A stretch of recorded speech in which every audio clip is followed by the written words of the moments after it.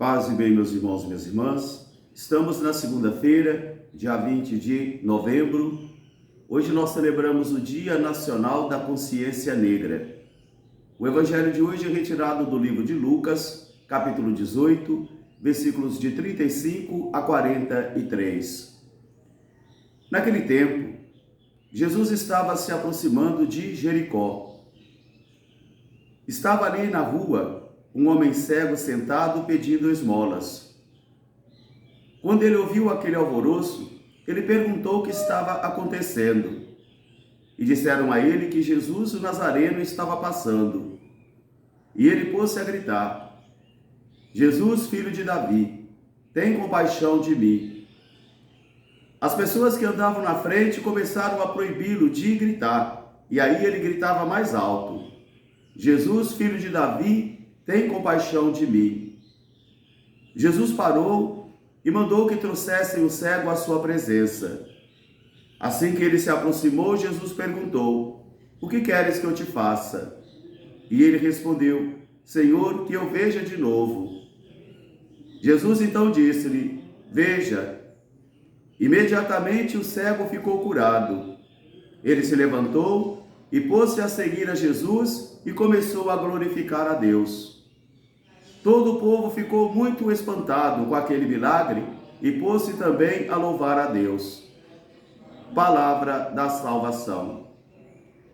Meus irmãos e minhas irmãs, hoje a palavra de Deus nos coloca diante de grandes sinais. Na primeira leitura, por exemplo, nós vemos sinais de sofrimento do povo de Deus, de domínio, de luta, de abandono da fé, de apostasia do coração, porque muitas e muitas vezes a fé é colocada em prova, e cada um de nós só seremos fiéis quando formos colocados em prova. Hoje nós somos convidados a caminhar atrás de Jesus pela cidade de Jericó, e ali presenciarmos aquele grande contentamento, aquela grande alegria daquele cego que ouviu falar que Jesus estava passando. E assim que ele ouve falar de Jesus, ele começa então a gritar: Filho de Davi, tem compaixão de mim.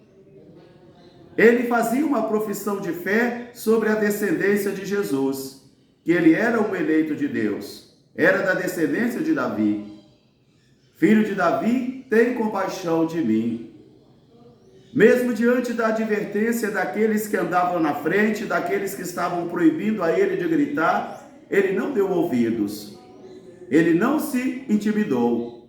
Aí é que ele pôs-se então teimosamente a gritar mais alto: Filho de Davi, tem piedade de mim. Porque às vezes diante dos sofrimentos, dos obstáculos, todos nós abandonamos o caminho de modo muito fácil, muito fácil. Mas o cego não, ele não se intimidou. Ele pôs-se a gritar mais alto ainda: Filho de Davi, tem compaixão de mim. De tal modo que Jesus parou e falou para aqueles que estavam ajudando que o trouxesse até a sua presença. Ir à presença de Jesus é oração. Se colocar na presença de Jesus é oração. Se colocar na presença de Jesus é oração, adoração e contemplação. E o cego então foi colocado na presença de Jesus.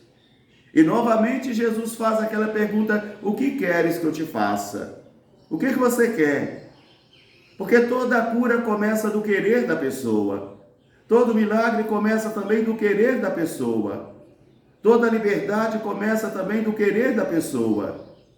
Jesus devolve então essa responsabilidade: o que é que você quer? Ele fala: Senhor, que eu veja de novo.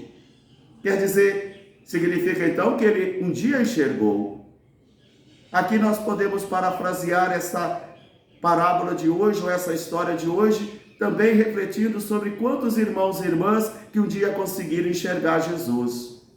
Que um dia conseguiram enxergar a igreja como mistério de Jesus, como sacramento de Jesus. Que um dia conseguiram sentir a presença de Jesus, se consolar com a presença de Jesus dentro da comunidade cristã, e hoje não sentem mais.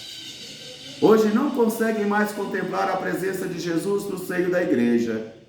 E quando isso não acontece, nós nos convertemos em operários dos sagrados, funcionários dos sagrados. E passamos a enxergar a igreja somente como uma instituição humana, prestadora de serviço religioso, ou como uma ONG, ou como uma associação social, mas não como aquilo que ela é, uma congregação das testemunhas, testemunhas de Jesus de Nazaré.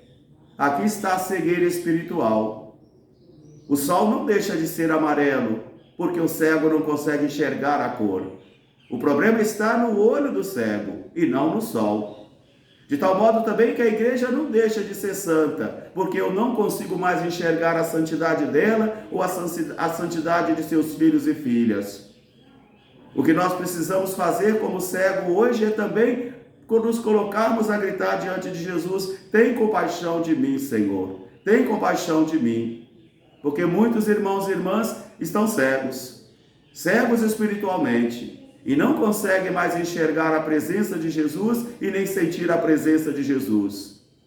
Ele foi colocado na presença de Jesus.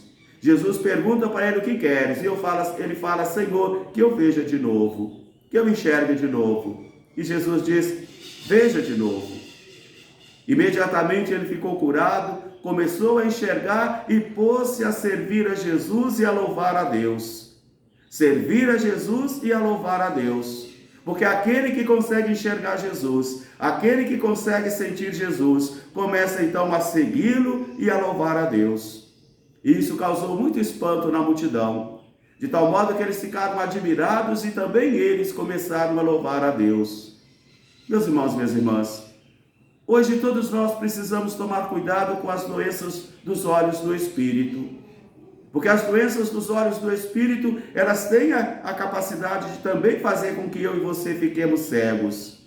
Quantas cataratas espirituais vão impedindo a mim e a você de enxergarmos a presença de Jesus, de sentirmos a presença de Jesus e também nós ficarmos sentados à beira do caminho da vida, mendigando migalhas, que são incapazes de saciar a nossa sede de plenitude. Também precisamos tomar cuidado com os coágulos que impedem o sangue do Espírito de percorrer todo o corpo cristão. A igreja é um corpo vivo. A igreja é um corpo vivo. E nesses 2023 anos de história, ela precisou morrer e renascer muitas vezes. A igreja morreu e renasceu muitas vezes. E o grande e perigoso coágulo que nós precisamos tomar cuidado contra ele é o fechamento de alma, o fechamento de coração, que cria insensibilidade, que faz com que eu e você fiquemos doentes dos olhos, incapazes de enxergarmos a Jesus. Que esta palavra de hoje ajude a todos nós a curarmos então a nossa cegueira, a dizermos juntamente com o cego: filho de Davi, tem compaixão de nós. Um grande fraterno abraço para todos, paz e bem, até amanhã se Deus quiser. Santos e santas de Deus, rogai por nós, paz e bem.